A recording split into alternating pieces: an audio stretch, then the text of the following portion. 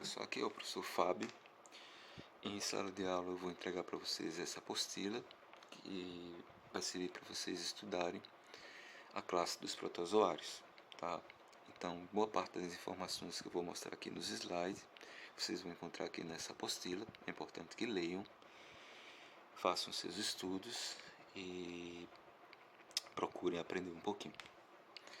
Então, dentro do reino protista, a gente já estudou as algas uni e pluricelulares, tá? E agora a gente vai ver os protozoários. Então, os protozoários, gente, eles diferem das algas protistas, porque as algas protistas, elas são seres fotossintetizantes, tá? Elas conseguem fabricar o próprio alimento, são seres autotróficos, enquanto os protozoários, eles são todos heterotróficos, tá? Precisam se alimentar de outros seres. A gente vai ver lá na apostilazinha que os protozoários eles são divididos em 4 principais filos. Um filo chamado de sacordinos ou risópodes. Lá na apostila tem o significadozinho da palavra sacordíneo e o significadozinho da palavra risópodes. Um outro filo chamado de marsigofora ou flagelados. O filo dos ciliófilos ou ciliados. E o filo dos esporozoários ou esporozoo. O importante é vocês entenderem que o critério utilizado para classificar os diferentes filos dentro da classe dos protozoários é a estrutura de locomoção. Vocês vão ver que os sacordinos, os isópodes, eles se locomovem através de pseudópodes, que são projeções da membrana que lembram falsos pés. Dentro do filo dos marsigófilos ou flagelados, tá? A gente vai encontrar protozoários que se locomovem a partir de estruturas que nós chamamos de flagelos. Dentro do filo dos ciliófilos, nós vamos ver protozoários que se locomovem a partir de estruturas chamadas de cílios. E o filo dos esporozoários, a gente vai ver que os principais representantes não têm estruturas de locomoção evidentes, tá? A gente vai estudar caso a caso e aos poucos. Vamos ver primeiro o filo dos sacordinos, que tem como principal representante os diferentes tipos de amebas. Então tá aqui, a gente tem uma ameba.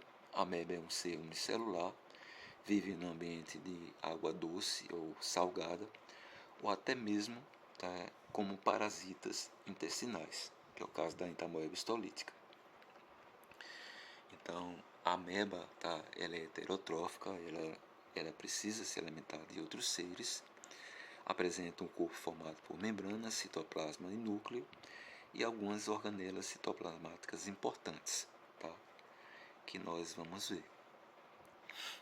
Aqui só estou sentindo falta do chamado vacúolo contrátil, tá? Que é encontrado dentro do citoplasma da ameba. Isso aqui que eu vou circundar, tá? Deixa eu ver se dá para desenhar aqui.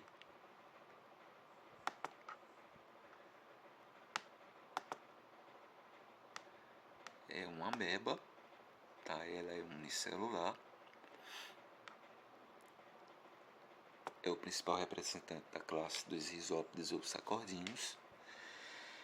Dentro do citoplasma nós vamos visualizar o núcleo com carioteca. Há também, gente, uma espécie de vacúolo contrátil, tá? Que vai estar constantemente pulsando, tá? E retirando o excesso de água de dentro do corpo da ameba. E também vai tirar alguns excretas, tá? Tóxicos.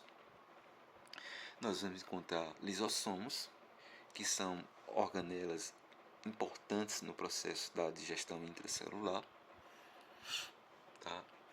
E as amebas, elas se locomovem pelo processo da formação de pseudópodes, que são projeções da membrana, tá? Que vão servir tanto para captura de alimento como para locomoção.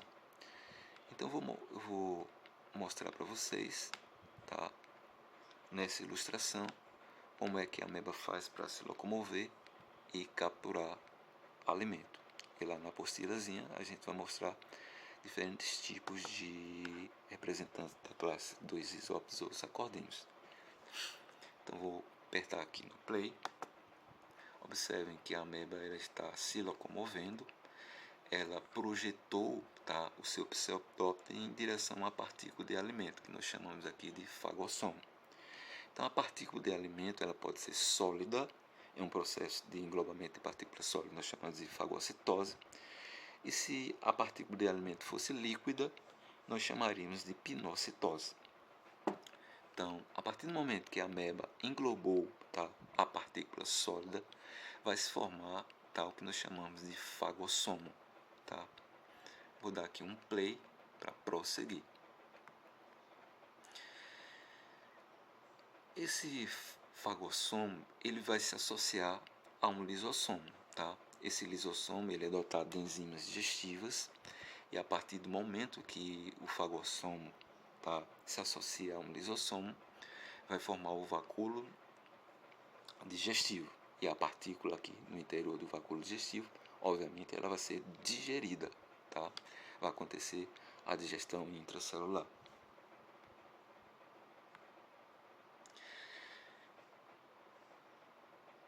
Esse vacúolo digestivo ele vai se movimentar em direção à membrana, tá? A membrana citoplasmática, e vai formar o vacúolo residual. Na verdade, ele vai eliminar para o exterior do corpo da ameba os restos da alimentação, tá? Em um processo que nós chamamos de plasmocitose.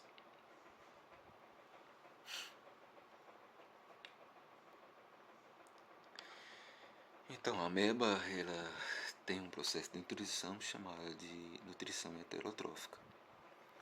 Então, só vou voltar aqui para a apostila de vocês e vou mostrar alguns outros representantes da classe dos risópodes ou sacordíneos, que é o caso aqui, ó. Vou só tentar circular. Isso aqui é uma tecameba, tá? É uma amebazinha, tá? Encontrada no ambiente marinho.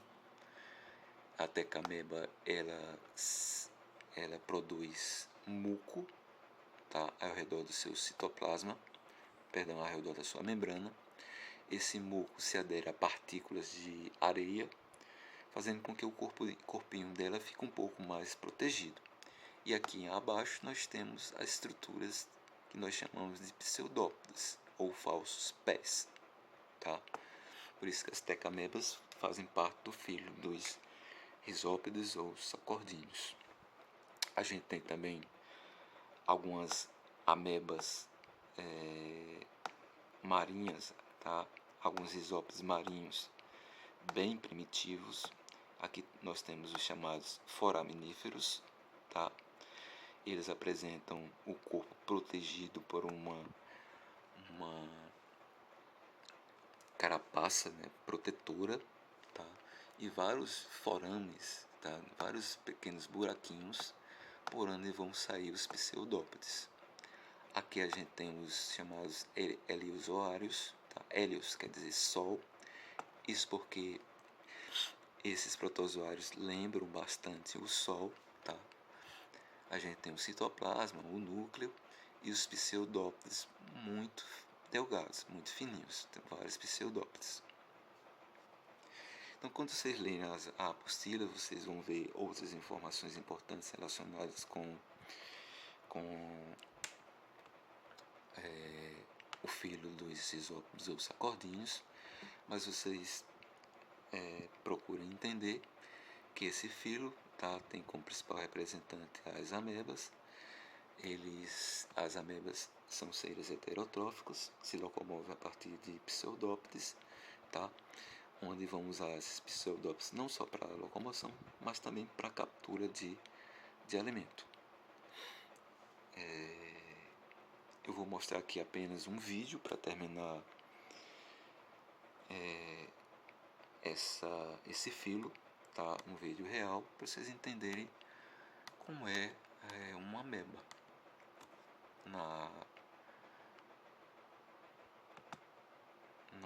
na forma real, né?